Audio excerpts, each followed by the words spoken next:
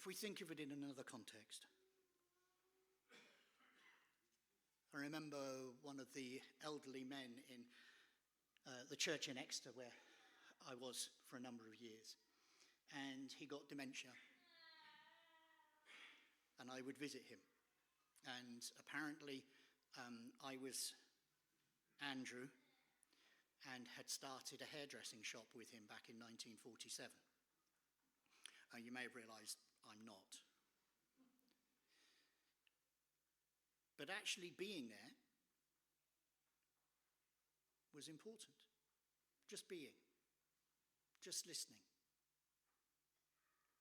And his wife would say that even though he didn't have a clue who I was, he would be different after a visit. Being Jesus in these circumstances, just being there. Often we don't know what we can say. Often saying something is worse than saying nothing. One of the women in the church in Exeter, her son was killed in Iraq. And I was called on a Sunday morning to go and see her when the news was broken to her. I spent the whole of that day with her. I hardly said anything. But it was a privilege to be able to be there.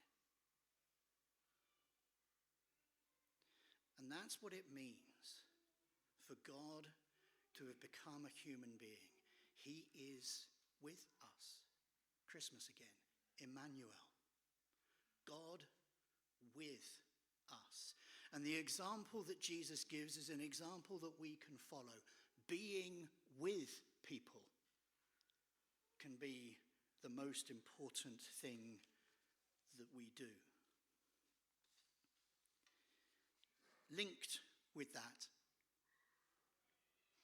is actually what we were hearing this morning. The stories that people were telling of what had been happening in their lives. You know, God is not distant.